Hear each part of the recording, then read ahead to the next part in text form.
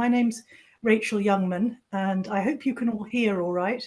I'm in the process of losing my voice, which is not very sensible, but I'm Deputy Chief Executive at the Institute of Physics, and it gives me great pleasure to open tonight's event, which is a collaboration between the IOP and the German Physical Society. And many of you, I'm sure, on the event tonight will know that we have a very close, and we really value that relationship that we have with our German colleagues. And that is something that we do in a number of different ways, including some bilateral events over the past few years. So it's a great pleasure to be here with you all tonight. And I think there's no more important subject than the one that we're going to discuss later on with the panel and with the experts. I'm sitting here in London, and it's certainly a topic, as you can imagine, that taxes the people in our city. I think I just want to say a few words about the physics community and recognise what is the vital importance of international collaboration in really delivering the best results. And we see that in so many different ways, in climate, in healthcare, in so many other major challenges that society faces. And if we're going to remain really at the front of scientific discovery and innovation, we need also to realise the knowledge sharing and the economic and the political benefits of science diplomacy. And that's something that is very important for IOP, and I know is important for the German Physical Society as well. Today, we're going to hear from some great speakers. I'm not going to say too much about them because you're going to hear from them direct, and I'm going to hand over to the moderators of tonight's session.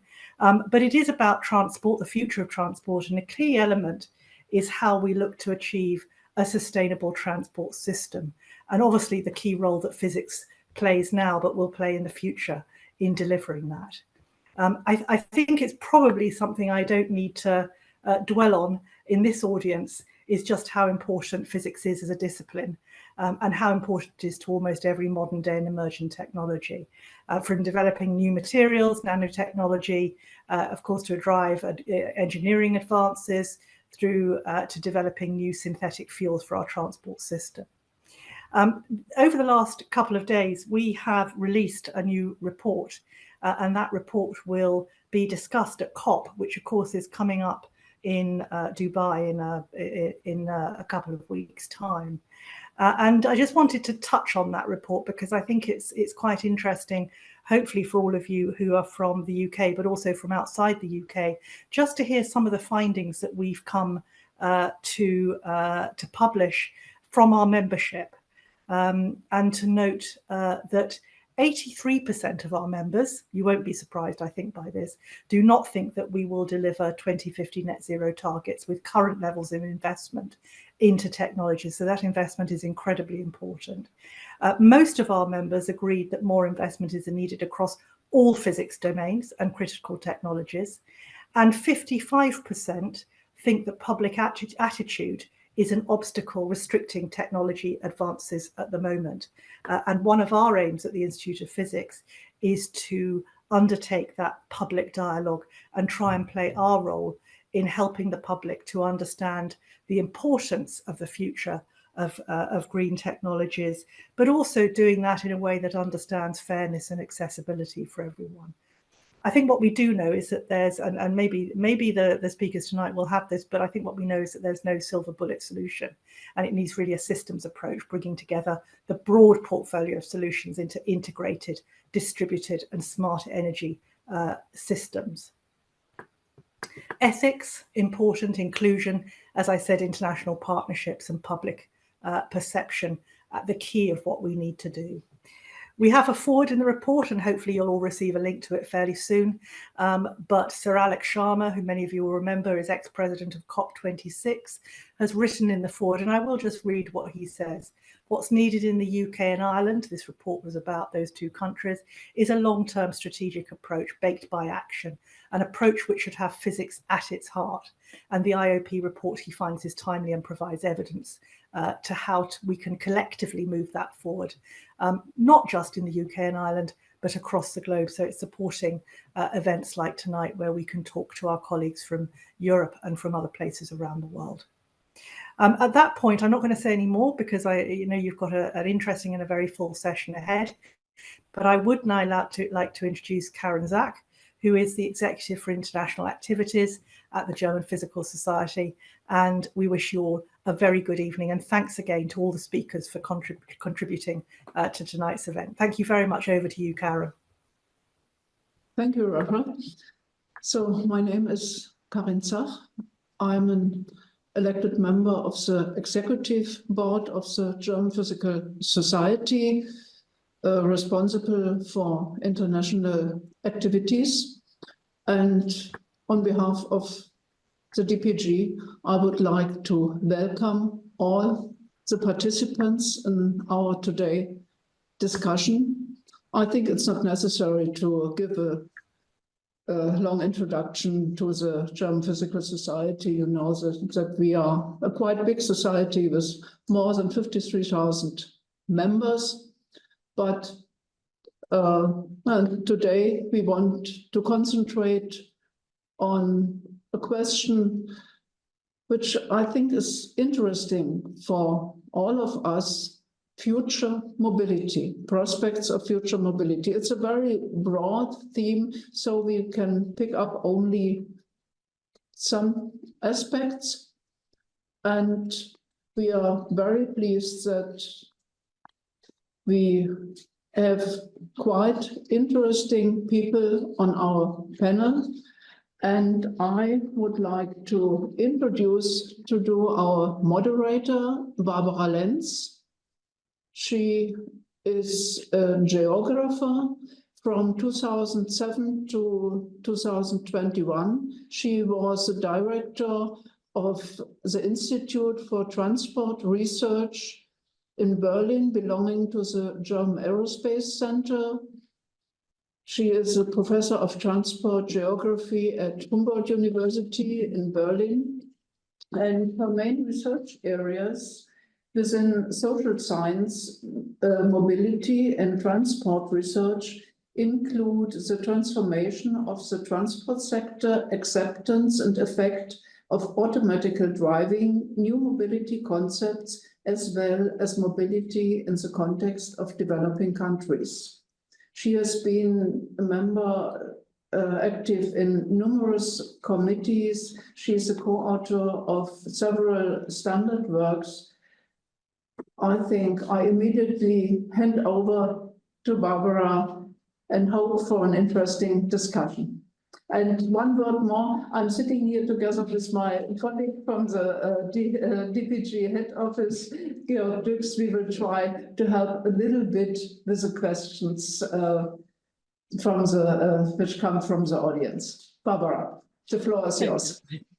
Thank you, Karen. Many thanks for your nice introduction. Karen, she pointed out very clearly that I'm a geographer, so that I'm from social scientists, not from physics. So still the very interesting thing in the transportation research always has been and still is this link between people, between firms and technology, which has a lot to do, as Rachel already pointed out, with physics. Well, I will again thank all the attendees of this meeting on future mobility prospects. And maybe the interest is quite high because you all feel and you all know how much mobility is becoming important for our societies and economies. It has always been, but it is getting more and more important. It makes people getting connected. It makes goods to be brought to their places of consumptions. And technologies, they have the role of enabling these mobility needs. What we have seen in the past is that the mobility needs, which includes also the mobility of goods, that they have been growing continuously and that they are expected to grow further.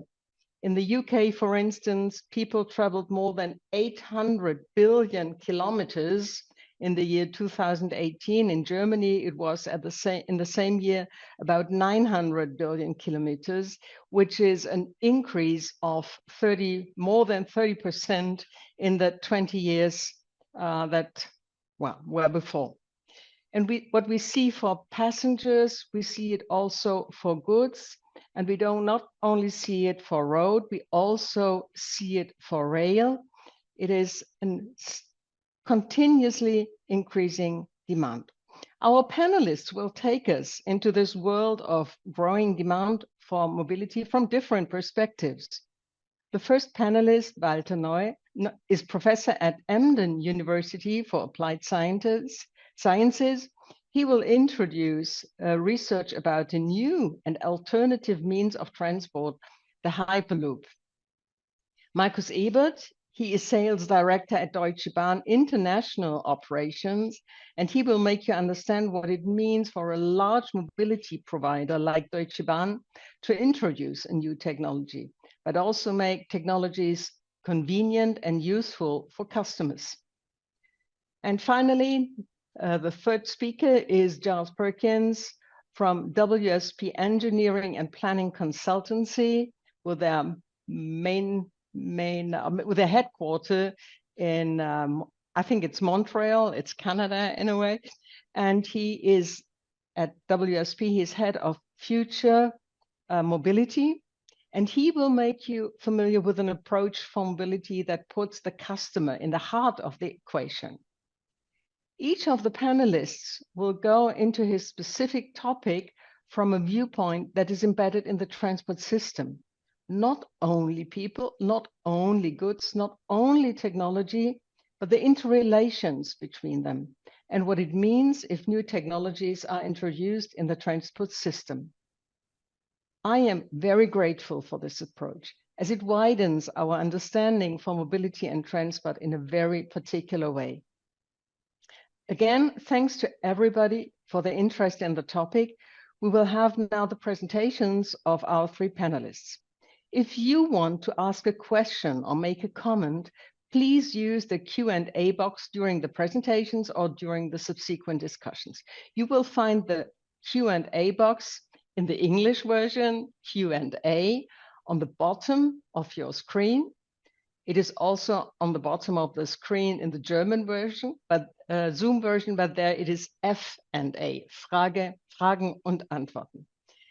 And my co-moderators, I would say Karin and Georg, they will, after the presentations, collect, structure the questions and give them to the panelists. So, the audience, be excited about what you will get to know during the next 30 to 40 minutes. I'm sure you will appreciate. Walter, it's your turn, please. Okay, thanks for the just for the introduction, Barbara, and thanks to Karin and to Rachel for having the chance to have a talk on Hyperloop as a fifth mode of transportation, and take you a bit into a world of a real future mobility mode, to explore a bit the possibilities we get to get into a real zero green gas emission mode of transportation. So that actually brings me to the motivation. I don't want to have all the catastrophes in here, but actually it hasn't been a hard job to pick them up from last year. Actually, you probably remember that the summer has been intensively hot. We had a lot of droughts, we had floodings. Well, if you take a look at the glaciers, not only in the Alps, but all across the world, they are just on a drawback, actually. And if you compare that with a few years ago, you see that there is obviously a climate change and that you have to do something about that. Why does that mean we have to do something about mobility? Actually, well, we've just heard from Rachel that nobody or almost nobody is believing into the Green Deal in 2050. And actually, I'm perhaps a bit on that side also. But well, if you take a look on transportation and mobility, this is one of the biggest contributions on the greenhouse gas emissions. That's about 1/4 of the overall greenhouse gas emissions. And if you take a look on the trend on the left-hand side, you can see that transportation is the only, obviously, which is not going down but going up.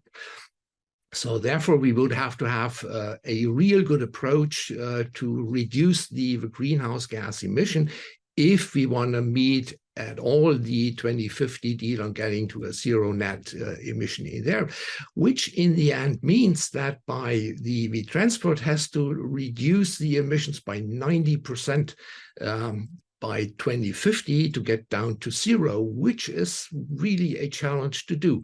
And that brings me actually into the Hyperloop as a new mode of transportation and a chance to really reduce the greenhouse gas emission. And let me just introduce what Hyperloop actually is aiming for. Well, this is what we all have to do if we are taking part in mobility. It doesn't matter if we are riding a bike or if we go by car or we go by train or if we take an airplane. What we have to do is push through air, so push through a dense medium, which, well, if you take a bit of a look into physics, actually causes a drag force just by pushing off the air. And this drag force on the left-hand side, as you can see, is proportional to the velocity squared. If you take a look on how much energy you have to put in to maintain that motion, this is even the velocity cubed in there. And it really matters if you go up to high-speed transportation and mobility, like, for example, the new generation trains, which are constructed to run up to 400 kilometers per hour, because in this case, the energy you have to spend just to maintain that motion, that's about more than 80% of the overall spent energy for that train. And this actually means that this is no way to recuperate this energy. It's completely lost into the atmosphere. So we are just pushing off the air and we are just heating up a bit the atmosphere. And that's it.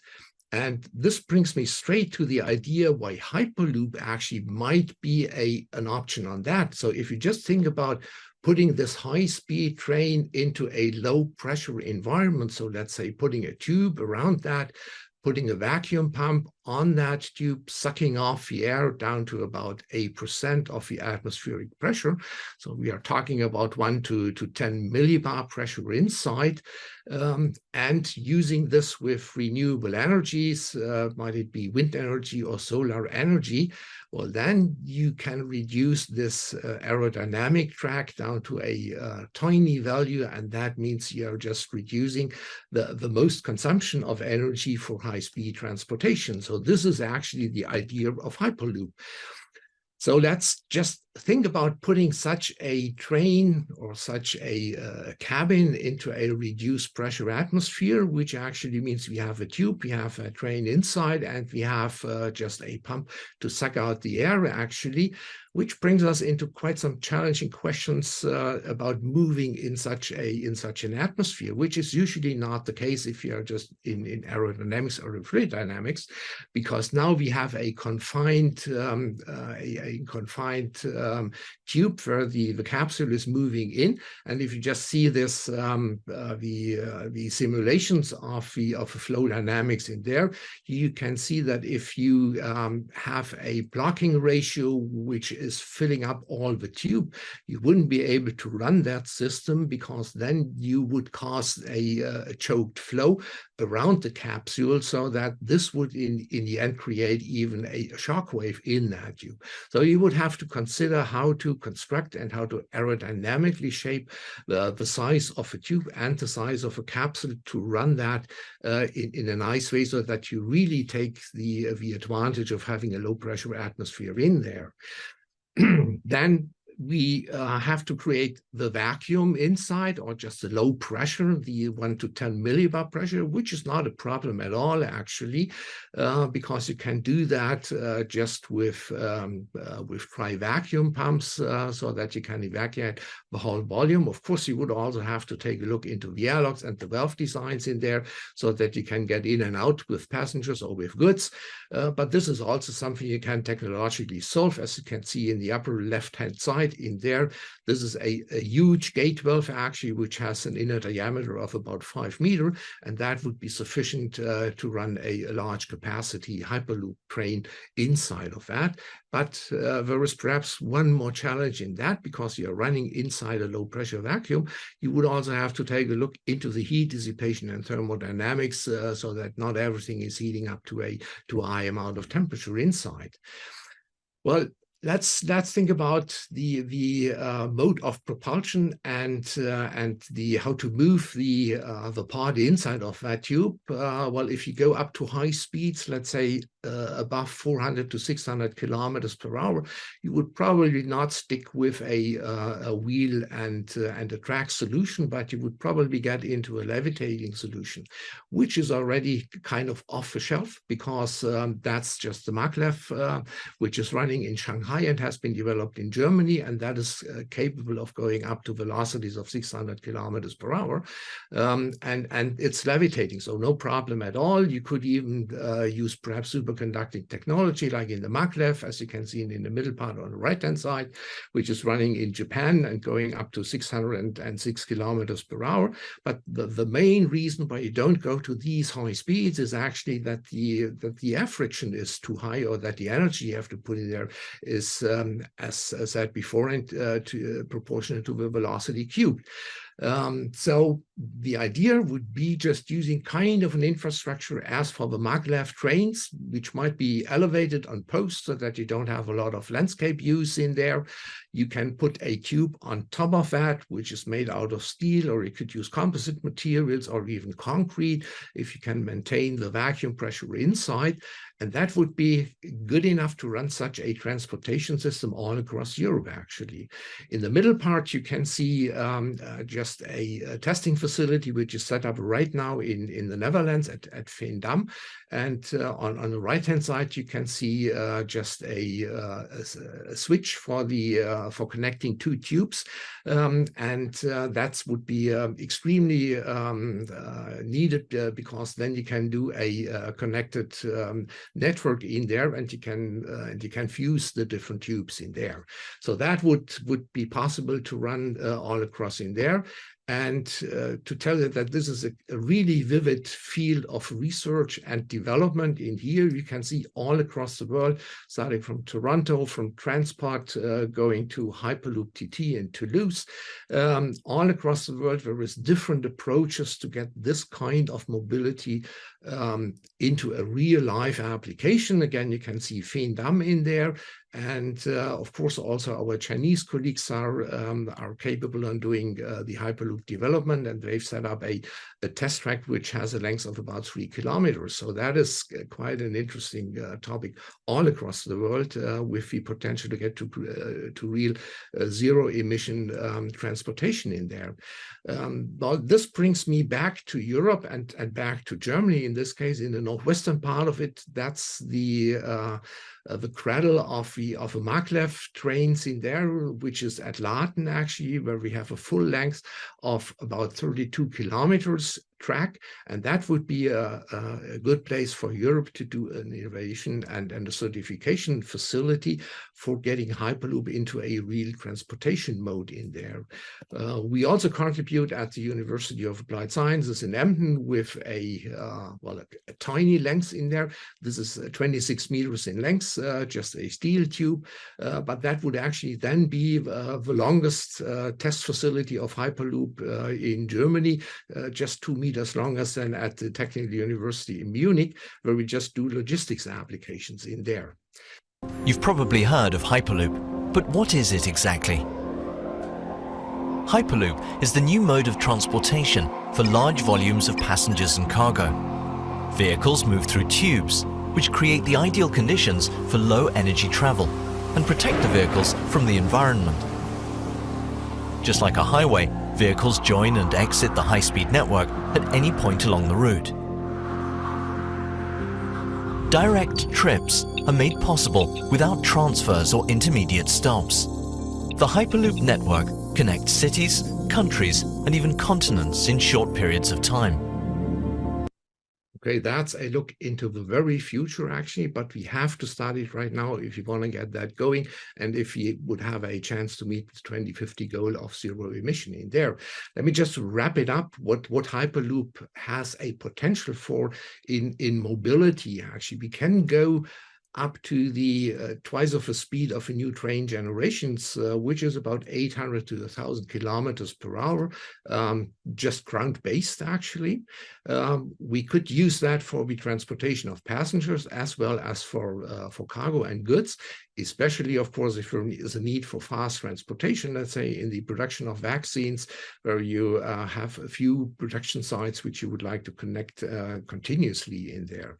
Since we use a confined system, high-value goods is no problem at all, because no one has access to any of these tubes inside of a vacuum. And the reliability is based just on the automation of that system, which actually means there is no traffic jams, no congestions, no delays. You can run it continuously 24/7 all around the clock.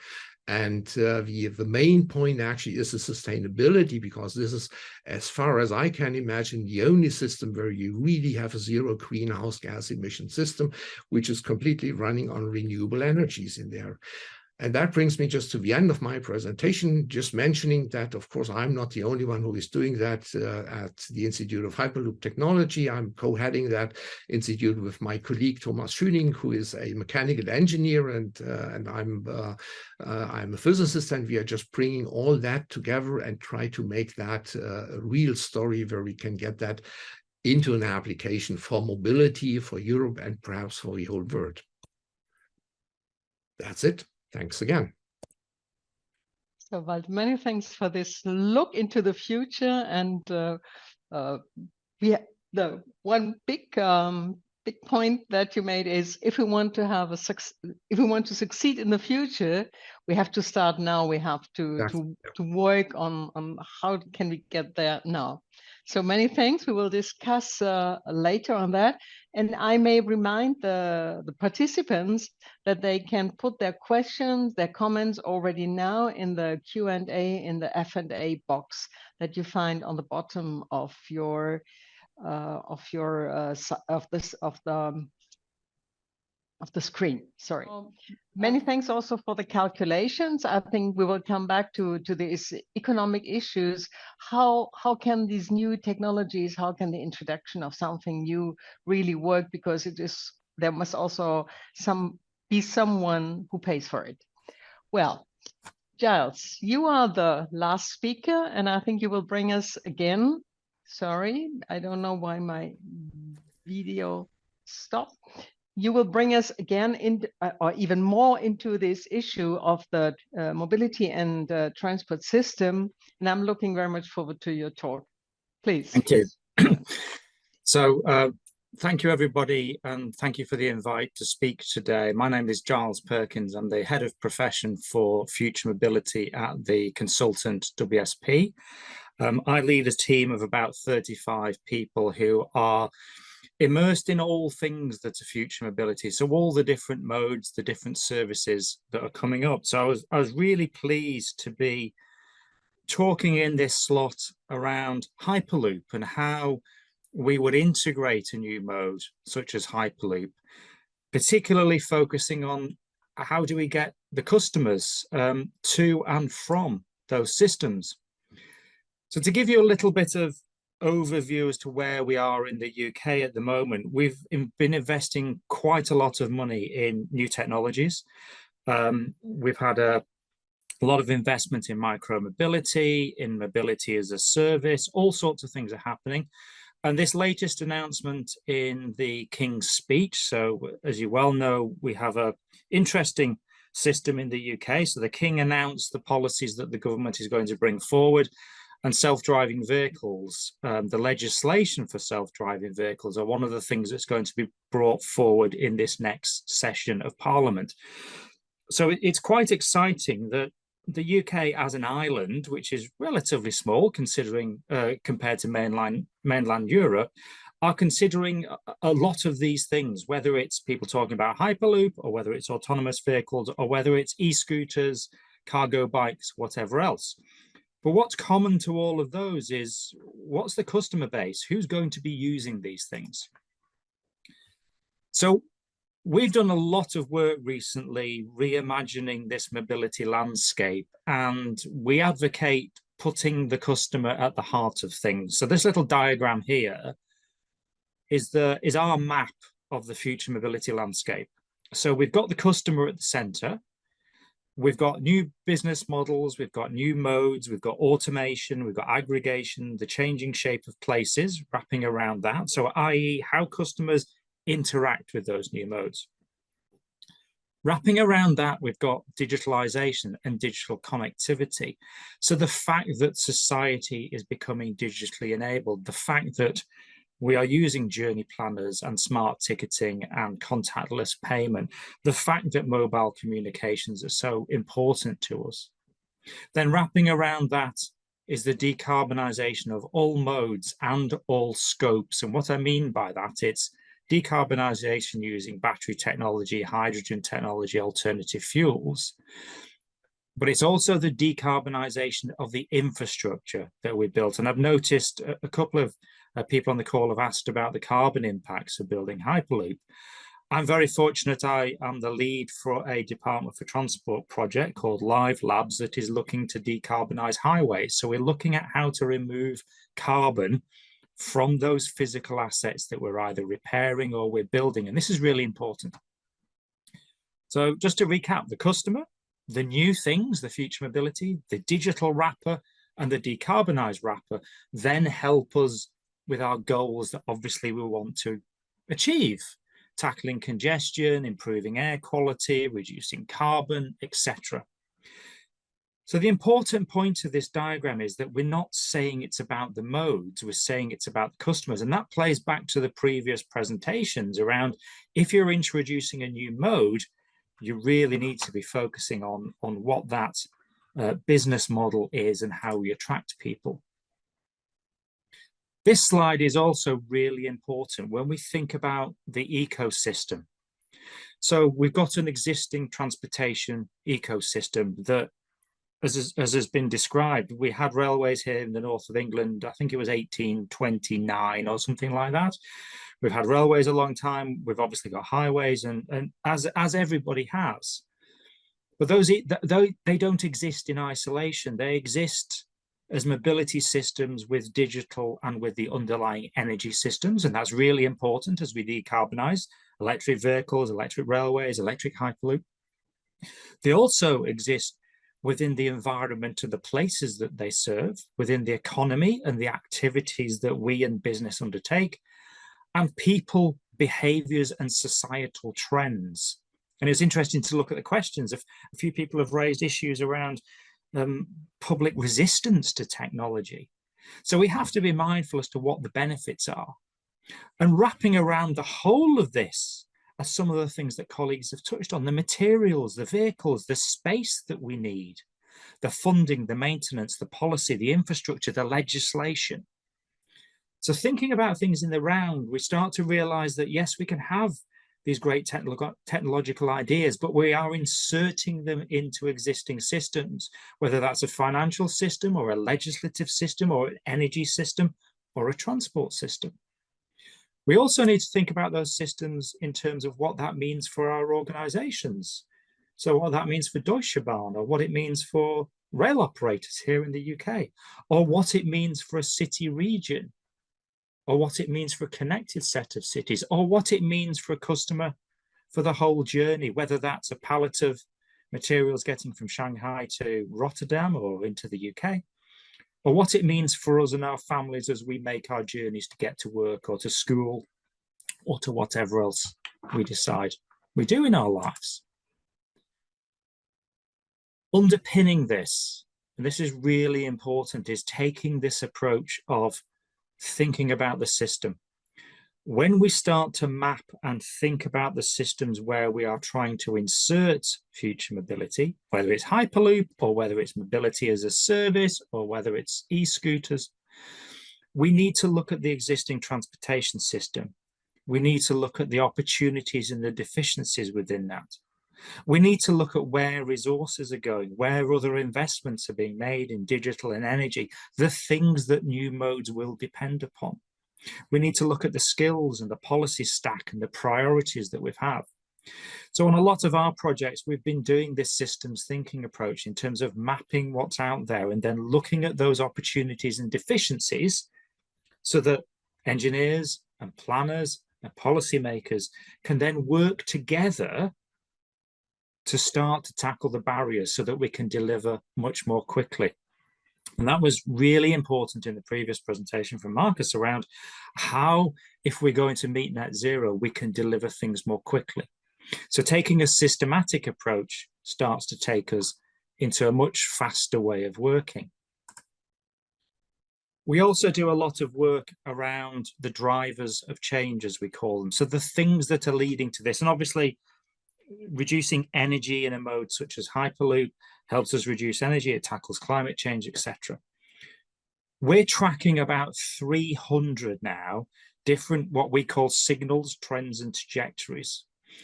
All of the things that's happening in society, in the economy, with technology, the realities around those, whether they're technology ready, whether they're commercially ready, or whether they're customer ready, and mapping those as they progress through time. And some of you may be aware of the Gartner hype curve, which is it's well worth Googling the Gartner hype curve, which shows excitement on new things, whether it's autonomous vehicles or scooters or anything else.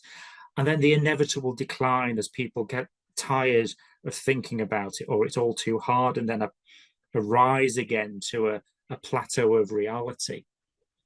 We're tackling these tracking these 300 things and using some of them to test scenarios. And it's really interesting when you start to put these drivers together and test scenarios, because you can then say, how successful might Hyperloop be in this region if investment is made in jobs and skills, or if the digital estate becomes better, or conversely, actually, if there isn't enough energy, if there are other energy demands and that causes problems, or how customers may respond to it, or as some people in the Q&A have said, if there's resistance to things, what does that mean for how you might deliver your business models and your approach? So we need to think about people. And when we think about people, we're suggesting that we need to stop thinking about, are they commuters or are they leisure users, and start thinking about them as what their life stage is and what their needs are.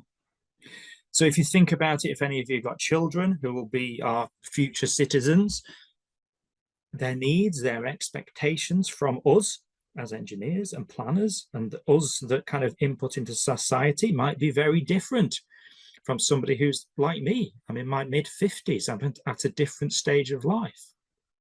Or any of us who've had the first child arrive. That starts to then change your outlook on life and the places that you go to and the things that you do. Or whether you're a disabled person or aging.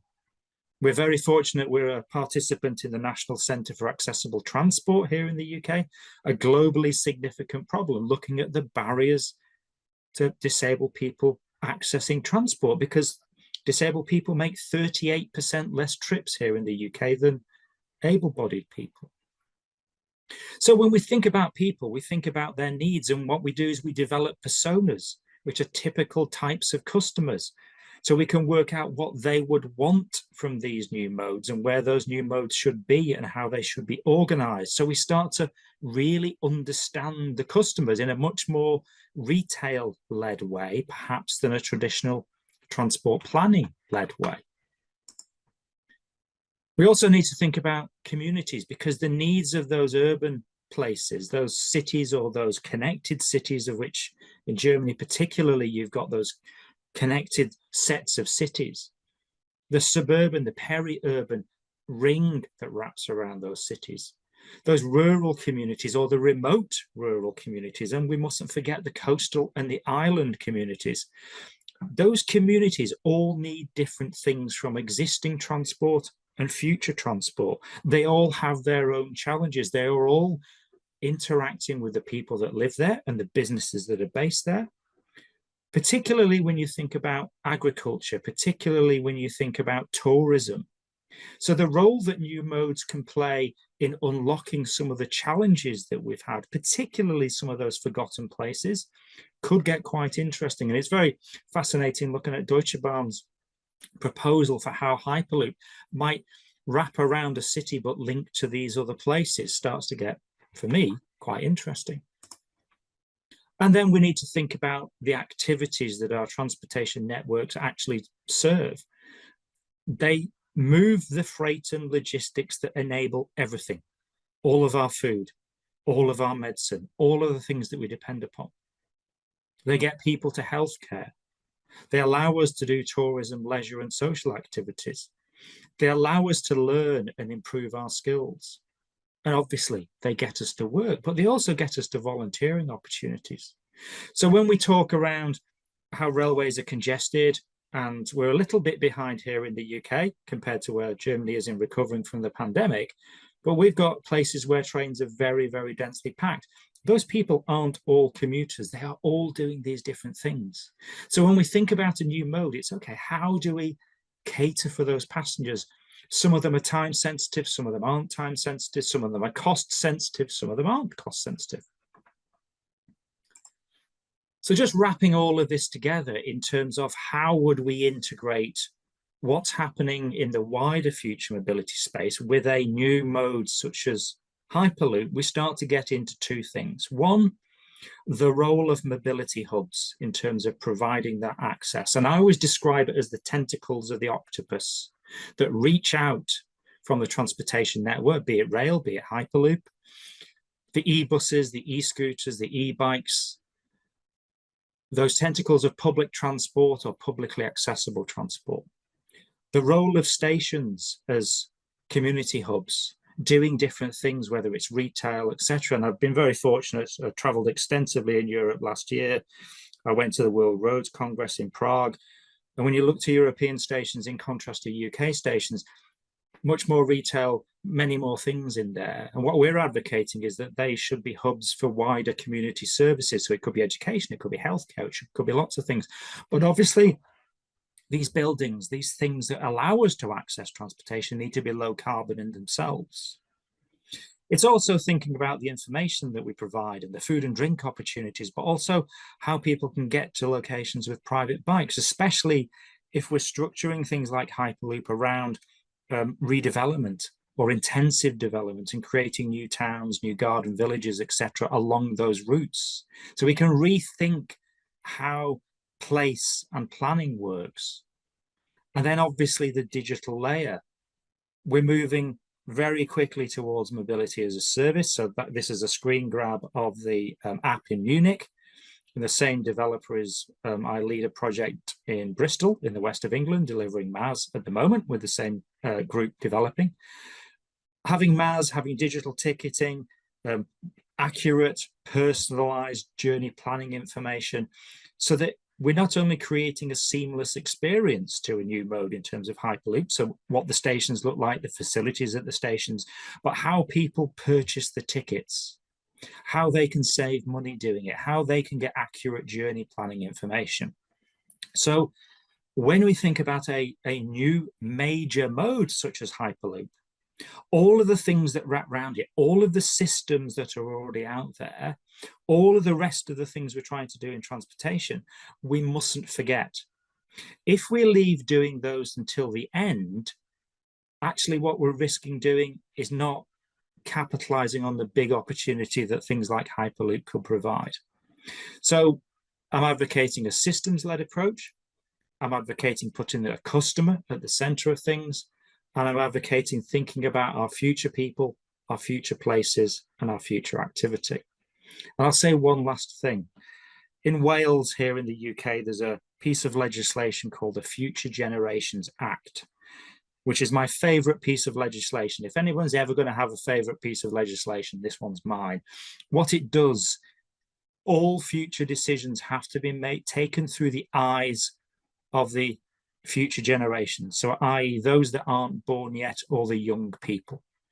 So the impacts of infrastructure, planning decisions, etc., on those future generations. And it's very interesting when you start thinking about that, because it leads us to some very, very different outcomes. So let's change the way we think and let's create change. And thank you for listening, and a genuine thanks for being invited to speak tonight. Giles, thank you so much. Thank you so much for this presentation. Thank you so much for even extending this idea of the system from just the transport system also to spatial structures, to places, and to the very different needs of the customers. So now I would like to ask the participants again to put their comments, to put their questions. I see there are already quite a lot of questions, more questions than comments. And I would like to hand over now to Karin and Georg, who try to structure these questions and who will send or speak out the questions directly to the persons who were presenting and who should be the ones who answer to the very question. Karin, are you ready? Yes. Thank you. Okay. There came in, we think, some quite interesting questions, mostly concentrating on the Hyperloop.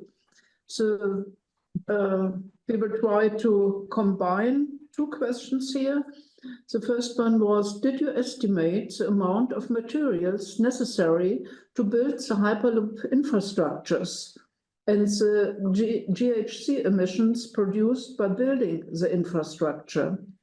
And to the same direction concerning the Hyperloop infrastructure, what is approximately cost per kilometer of the Hyperloop track compared to usual rail in construction and maintenance?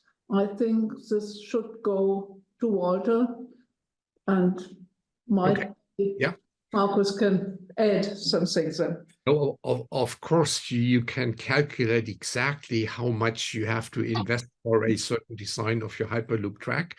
If you compare that to the cost of a high-speed rail system, you end up at comparable costs, let's say. If you ask Markus on that question, the land use is actually the most expensive one you have in there. And Hyperloop does use only a very, very limited amount of space in there. Since you can elevate that, you can put it along existing infrastructures like highways or like a rail track or like a waterway, actually. And that leaves you with very, very limited land use on that. And on the other hand, of course, you can also calculate the amount of concrete you use on there, the amount of steel you use in there. You can also see what the greenhouse gas emissions which are produced by using these kind of materials. And what we usually do in there is just an estimation over the whole lifetime of that structure, which in the very end actually comes up very positively on the Hyperloop, and that is mostly not just on the costs of the infrastructure, but on the operation costs and on the energy savings you do on that system. So if you think that in a life cycle analysis, you end up at a very impressive result coming up for the Hyperloop in comparison to any other conventional type of transportation. Well, and on the cost, perhaps Markus can answer that more. What the cost of a kilometer track is actually depends mostly on the geography, if there is any tunnels or bridges you have in there. So it spans from, let's say, 20 to 50 million euro you have to spend per kilometer, and that's pretty much the same range what you would have to invest for the Hyperloop. I would like to give the word to Markus, please, Markus. Thank you, Barbara. Thanks, Walter. I would echo that, yes. So some 20 to 50, depending on the topography that you have to run through. And here's what I said earlier. So if the aim is to minimize cost of infrastructure builds, so capital expenditures, you would want to follow the existing the natural alignment as closely as possible. And that means less bridges, less tunnels. So you need to have a system that's able to do that. And if we look at the gradient that conventional rail can overcome, somewhere between a few percent, 3 to 5 to 6, depending on the level of propulsion, push-pull versus the distributed propulsion that we see on modern high-speed rail trains, Hyperloop can climb much more than that. So that means that you need less tunnels. And it also would mean that you need less bridges. And that's so to say the angle that I tried to explain earlier, that if we look at it from a commercial side, we would want to see something that requires less build effort and of course less land usage. And just one comment on the operational maintenance side. So we need to differentiate between the operational maintenance and the build side. So the operational maintenance typically is something where you could say either a system is profitable or it's not. So we know that from public transport that is typically subsidized versus net cost contract models where ticket revenues entirely have to pay for the operations, otherwise the service would be discontinued. So there's no real one-size-fits-all answer to that question, but yes, of course, in order to be profitable, you also have to consider the O&M.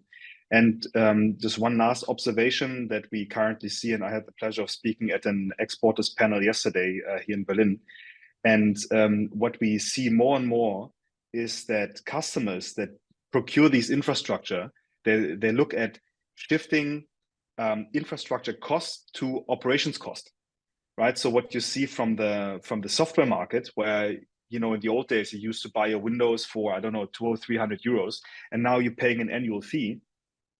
Hardware manufacturers are doing the same thing. The Siemenses of this world, they're going into asset as a service. So you buy a switch and you don't buy that as putting the dollar down, but you pay that off as a usage fee over time. And that is also to say that the entire market is looking at commercializing this and optimizing build structures alongside the commercial narrative. Thank you very much. Karin. Okay. Walter, do you want to react to that? No, I'm perfectly fine with that. Okay. That's pretty much what I'm thinking of. Thank you. Okay, then let's go to some more technical questions. It sounds very difficult to realize the low-pressure environment over a very large network of tubes that are open at every station. How big of a technical challenge is that, or is it really not a big of deal?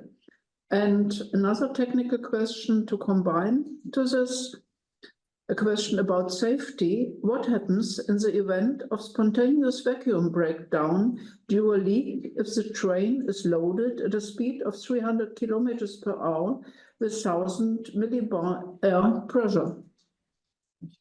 Okay, let me first get to the vacuum. Actually, as a physicist, 10 millibar or 1 millibar is not a vacuum at all. That's a low pressure region, actually.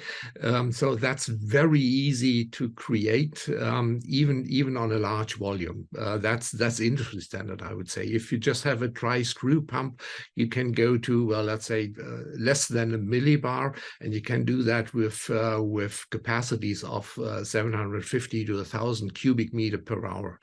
So that actually means if you have a large system, it takes some time to pump it down, let's say 1, 2, 3 days actually, until you reach the pressure level you would like to get at. But once you're at that level, you can almost completely take out your pumps, because then it's only the leakage rate you have to fight against.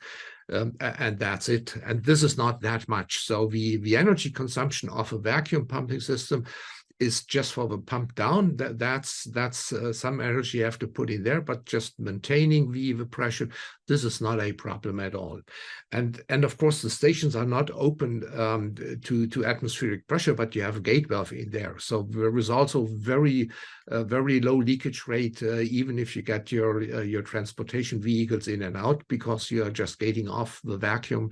You repressurize a small chamber, and then you get your passengers or your cargo in, and then you pump this down, and then you get back into the tube. So this shouldn't be a problem at all.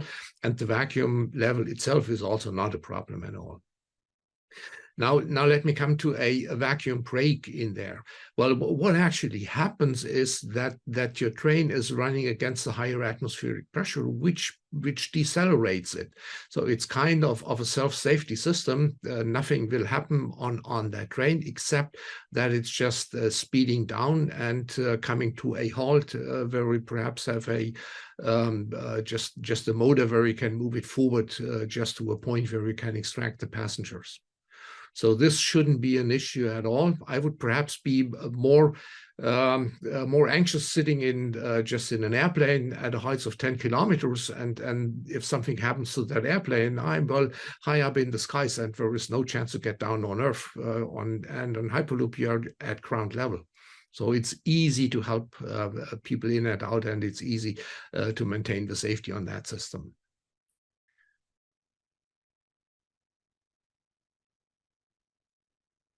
No, thank you. Karin, do you have other questions? Okay, so I think we can go through the questions we have.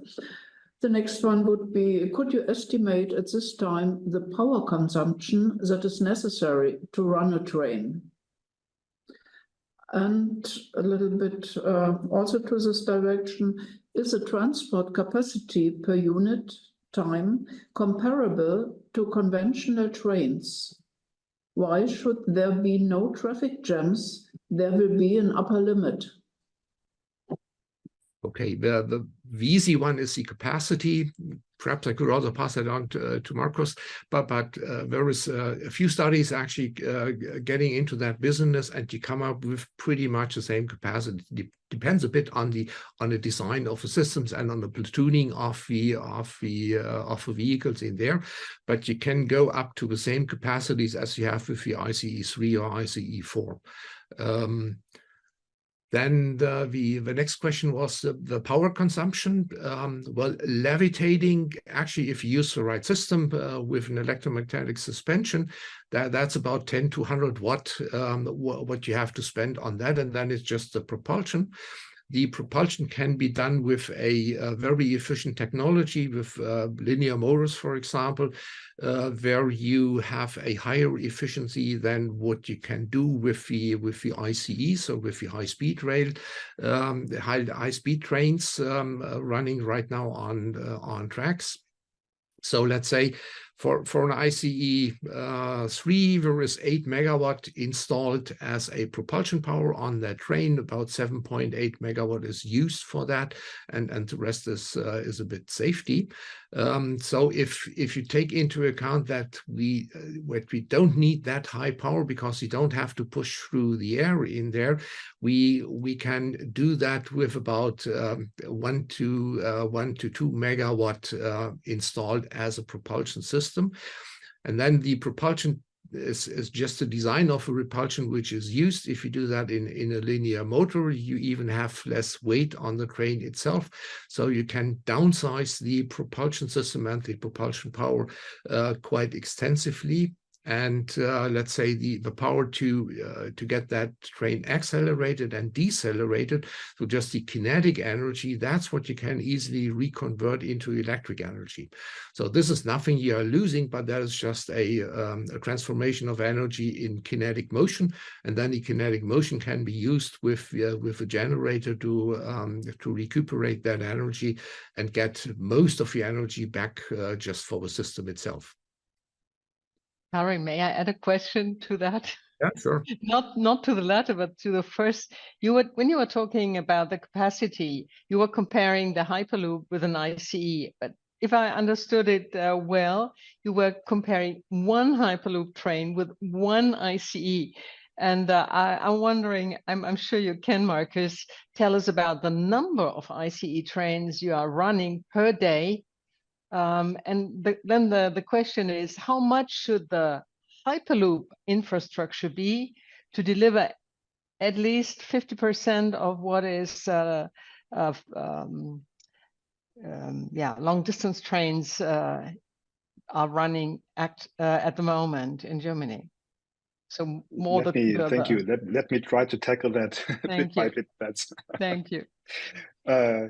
So I think capacity-wise, that's a very good point. So how is capacity determined in a linear mobility system such as rail? So as I said earlier, when we talk about capacity usage, we spoke about the operational rules. So the rule book that we look at is how are we allowed to use linear infrastructure? And the main premise is safety.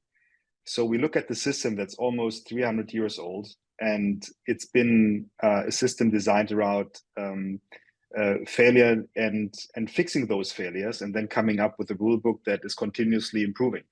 So we know that having a train, as I said, requires a minimum distance between trains of the braking distance it takes to come to a full stop.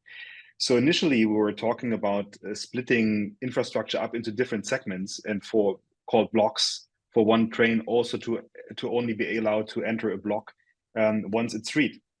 So that evolved then to a moving block system, so that the train virtually basically pushes its braking distance in front of itself. So if we now have a system that is more performance heavy on its negative acceleration, we can reduce that. We can reduce this distance. Hence, we can put more units, let me call it this way, into a system, into the same space at the same time. If we also, on top of that, talk about automation, so minimum latency communication between vehicles and infrastructure, that will also allow us to reduce that distance even further. And then on top of that, if we talk what Walter alluded on, the platooning, and that again would be a requirement from an operations perspective to the tech developers, to allow us for virtual coupling of these pods into trains, then we can basically eliminate the distance between the different units and form, I wouldn't say infinitely long trains, but really long trains. So you asked about the numbers of ICE reruns. That's in the hundreds. That depends on the routes. And frankly, will we see a complete Hyperloop network replacing our existing rail network? No, we don't, because it is something where you look at the main lines where you really have capacity constraints, especially for goods. So you would rather talk about, for quite a long time, about point-to-point connections that really make sense commercially, rather than aiming on building an entire network straight from the start. And just one comment on the capacity usage. So we broke that down into watts per seat per kilometer. And of course, depending on the speed, we talk about half. Hyperloop would sit at about half of the cost of the energy consumption of a high-speed train. But Walter, I hope don't shoot me that I'm talking rubbish here. Yeah, no, you don't. Well, it's just the estimations you have right now. So it's something you have to prove, and that's why we would like to set up a kind of a Hyperloop certification and testing center in Latin, so that you can really run that under live conditions, and then you can see how all that turns out. But just from the estimations and from the simulations and from the experiment we have, I would say it's pretty much like Marcus was telling us. It's about half of the energy consumption you would have just with a conventional train. Okay, so thank you very much to both of you for explaining. Karin. The next question could go to Giles, as this is a more societal aspect. Given the current resistance in society against technological projects, when will the first Hyperloop project be available to public transport between two major cities? And in the same direction, don't we have the same implementation problems with Hyperloop as with the Transrapid? Not in my backyard. Yes, that made me chuckle. That made me laugh. NIMBYs. As you may have seen here in the UK, we've had the cancellation of High Speed 2 in the north of England. So we here in the UK, we have that quite difficult situation. We've also got it on small interventions, such as removing traffic from neighbourhoods and those sorts of things. I think for me, it comes down to some of the things that colleagues have touched on, is getting people to understand why something is important and how it benefits them as customers. So people are never going to be excited about, we're going to build lots of concrete and steel and it's going to go right near you and it's, it's disruption, etc. If we're saying to people, this is going to be a cheaper, cleaner way that you'll be able to get to your local city, or get to the airport so you can go on holiday, or telling those stories of why people understand things. And my own personal opinion as to why we got into difficulties here in the UK, that we're a small island, and high speed 2, a lot of people said it was about saving a few minutes to get to Birmingham and Manchester. It wasn't. It was, just as Marcus said, it was actually a capacity scheme that would have removed passenger trains, put them onto high speed, which you guys have in Germany, and it would have released freight slots. When we think about Hyperloop, I really like Marcus's diagram showing how things move down when you release capacity across the system. So we need to be telling our stories in what it means for real people as customers in their communities.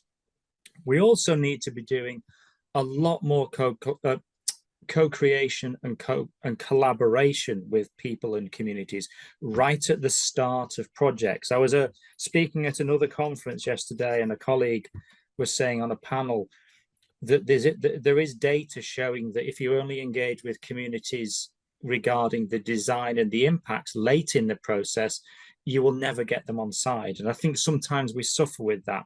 So as much as we tell the story around the technology, telling the story around the benefits and what it really means for people and getting them interested and excited is really, really important. That doesn't make NIMBYism go away, because as humans, we behave in certain ways. But I think telling it in terms of what it means for people could be a way of unlocking that.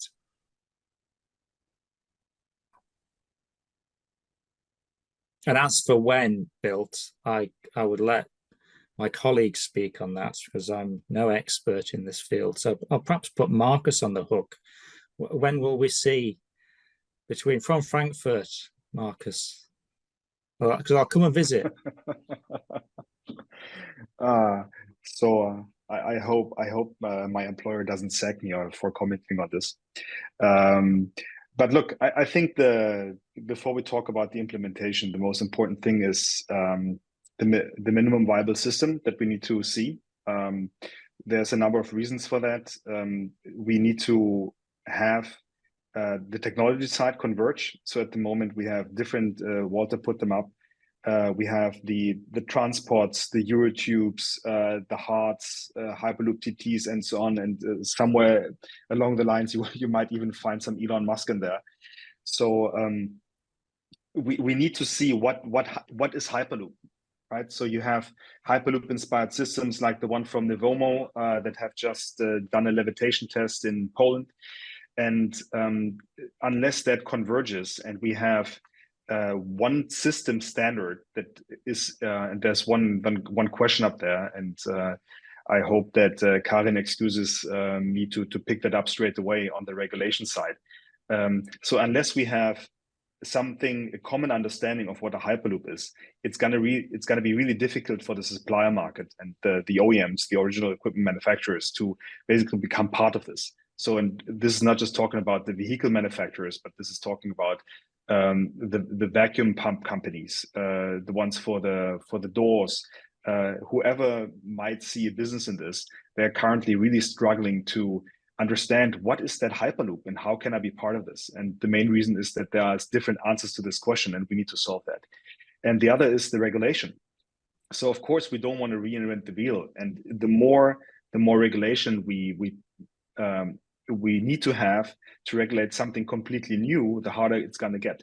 So the easiest way, I believe, is to make sure that the regulator, whoever that's going to be, maybe it's going to be a European one, fingers crossed, hopefully that might be the case, understands that we have a bit of rail there, we have a bit of aviation there when it comes to the life support systems, but most importantly, safety.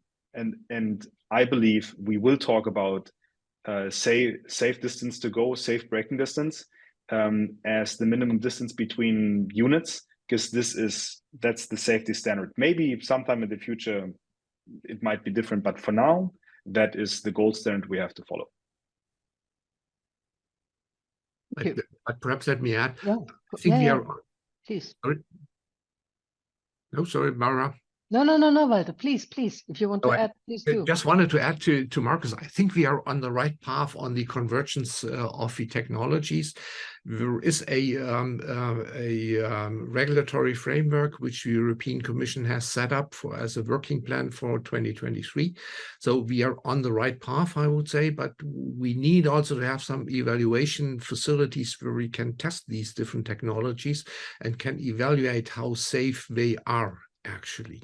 And all of the facilities I've been showing beforehand, that's mostly linear facilities on a length of at about 3 kilometers. So there is no way to have a loop, to have a curvature, to have a tilting of the vehicles. The magnetic switches, that's what Hart has been set up at Veendam, so at least this is at a test at a high speed. But most of the other facilities just a linear tube and going back and forth, which doesn't help too much, actually. Many thanks to all the three of you to setting the issue of the new technology, of the new option for mobility into a broader view of what the system is, that it is not only a technical system, but also a juridical system, an economic system, also how to link the existing system with the new system. I think this is very, very important, very, yeah, I appreciate a lot. So Karin, sorry. I'm quite excited by the discussion. Okay, we have seen here also some more technical question. How is the air exchange system planned so that there's enough fresh air for every passenger? And another question into the same direction, how about sudden pressure loss inside cabin? Pressure loss will be much higher than would be experienced in flights. Well, let's say if you cut off wings from an airplane, you almost have the cabin you could use in Hyperloop. So this is just the fuselage you have in there with all the safety systems. You would have the oxygen mask dropping out of the overhead compartment, like in an airplane, actually. So I wouldn't say there is much of a difference. It doesn't matter if it's 50 millibar outside or 100 millibar or 10 millibar outside. If there is a pressure loss, you would have to have oxygen supply for the passengers, and that's not that hard of a task to do. And then you don't have hours of flight time in there. So if you go with 800 kilometers per hour, you're just half an hour or 3/4 of an hour to cross all across Germany. Actually, from Hamburg to Munich, it would just take you 40 minutes, and that's it. So you don't have to have a lot of backup in the just in the cabins itself.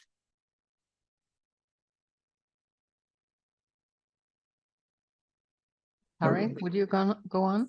Okay, Georg, I think has a quite interesting question. So I learned that there is not only technological problems, but that there is also juridical and economical and all kind of other aspects. One aspect we did not mention, we have not mentioned yet, is the psychological side. I mean, even underground trains and even airplanes have windows. Windows would probably not be in a Hyperloop. Do you think it's a psychological problem for someone to get into a train with no windows and then just to trust the system? That's perhaps for Giles or for everybody, I don't know. I was just going to give an initial view. We all know you can watch everything on YouTube, and there's a great YouTube channel on the history of London Underground here in the UK. And there was an interesting video I watched recently around windows on tube trains. And it was talking around the Waterloo and City line, which was the first deep level tube I think there was in the world. And the trains were originally built without windows at all because the designers thought, well, there's nothing to look at. There's no scenery, there's no cities. So they built wooden tubes, basically, which were the rolling stock. When the rest of the lines started getting built out, they then realized that actually people did want to see windows because when you got into stations and all the rest of it. So I think I don't have the answer for Hyperloop, and I'll let colleagues speak about that, but I think it's really interesting the human factors around things and how we interact with infrastructure will be interesting with something like this. as to how we make people feel psychologically comfortable, but also how people engage with it and feel comfortable, and then wanting to travel. So I think let's look back and see what history's taught us, because humans aren't that different over the last 100 or so years. So there's some great lessons we can learn from elsewhere.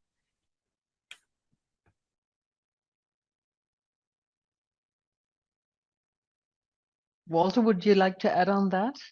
I'm perfectly in agreement with Giles, and I think technology is the easiest part of it. Psychology is the most challenging part to get people into that technology and to build up the trust in that technology and a good feeling, actually. So I think this is one of the major parts we have to do, not only provide the safe technology, but also to make it comfortable and to make people comfortable to ride that technology. Well, whether we would have to have windows in that, why not? Of course, you can put windows in there. You could also have video screens in there where we are just coming up with some advertisements or something where you're running movies or whatsoever, like in an airplane. So how many time do you spend looking out of a window of an airplane, actually, if you go for a long trip? That's not that much. It's just that you have one, you can take a look out. And well, we would have to tackle that, but that's not the technological part. I would say this is psychology, or that's perhaps your part, Barbara, and Giles' part, to tell us how do we make people comfortable riding such a technology. May I ask if there's any testing facility where you can put people inside the tube and well, look what is happening? The one that's been running was Technical University in Munich on their 30-meter stretch, but they don't have windows. Okay. So that's more for demonstrating levitation at a, as I learned, low pressure environment, not a vacuum. So this is something I believe will be then also tackled later. But just to add this point, when we talk about passenger or freight on the Hyperloop, and I said earlier that there isn't really much of a case for high volume freight transport on Hyperloop, just due to the commercial structure that typically goods are super price sensitive and the cost per unit would be too high to make it attractive. I think as an interim use to monetize some sort of testing, I think there could be for a number of years definitely an area of application for same-day delivery.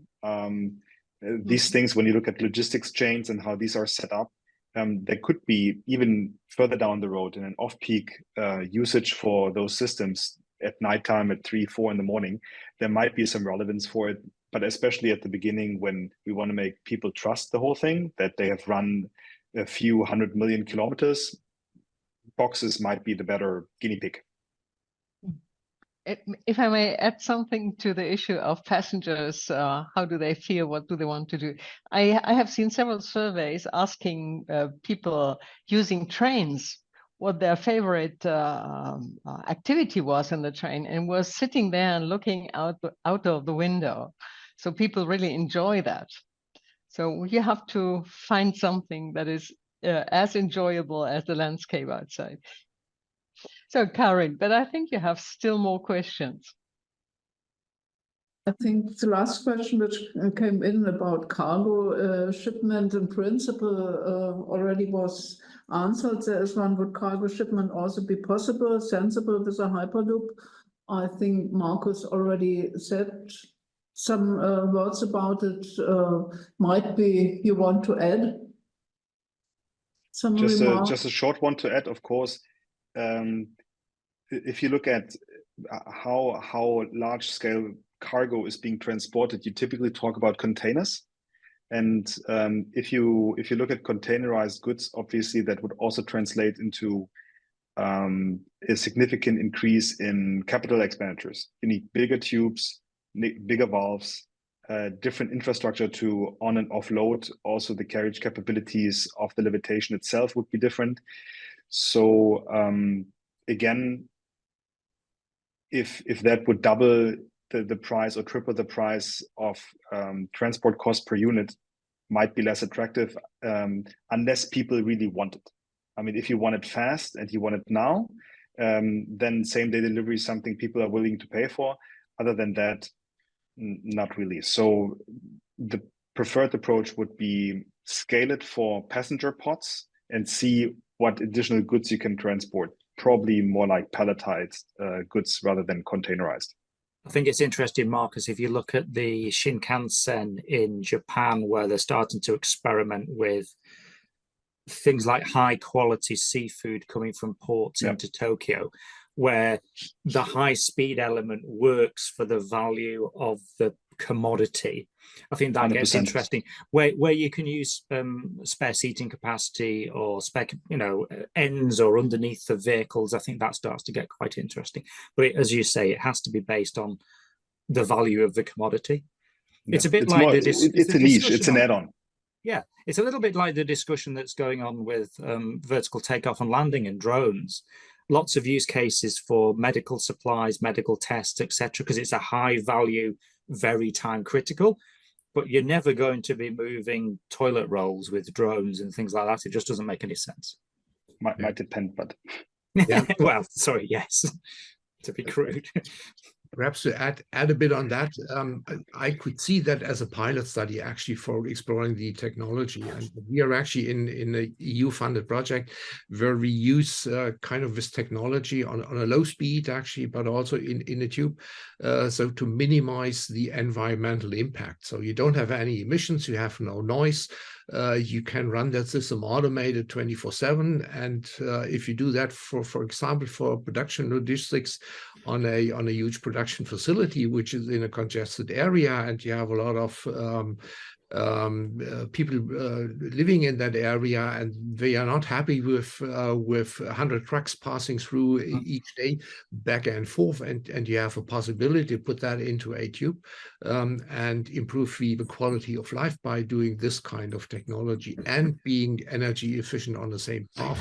That might be a good pilot study where we don't have a lot of capex costs on that, but you can show the reliability and the applicability of that technology.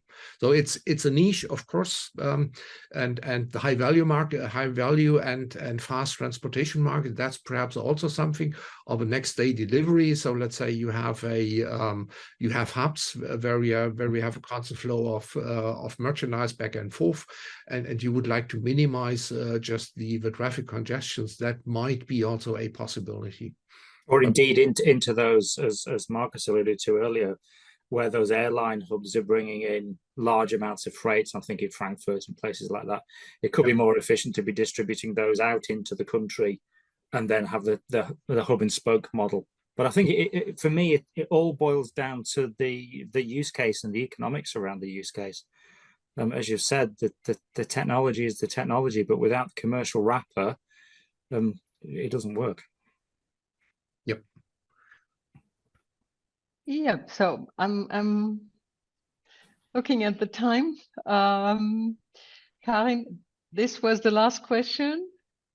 There is one last question, which is more technical. Yeah. It's whether the presentations would be available and distributed afterwards.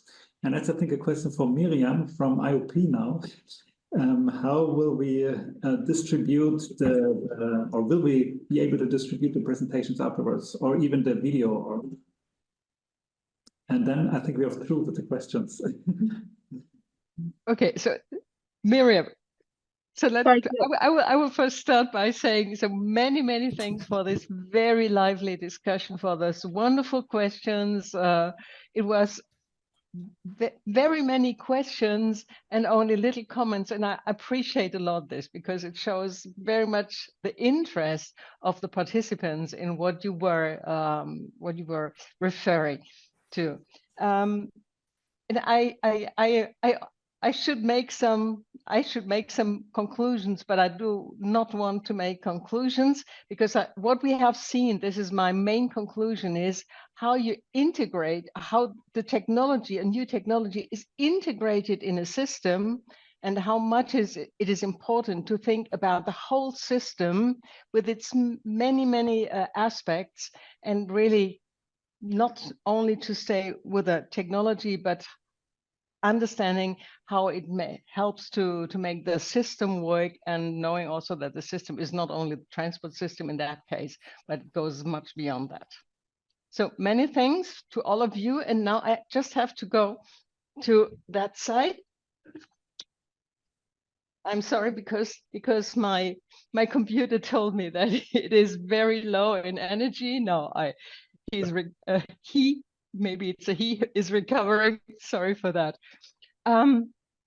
Many thanks to the panelists, to your presentations, but also to your very, very exciting answers, which gave us a very good insight in the many questions that are about future mobility, about the future prospects of mobility. Many thanks to Karin and Georg for putting together the questions. Many thanks to Miriam and Annalisa for preparing this session and for helping us.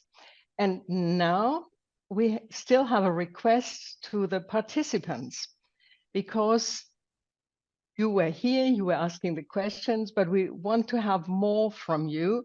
We want to know, how did you feel with this event? What was your experience from this event?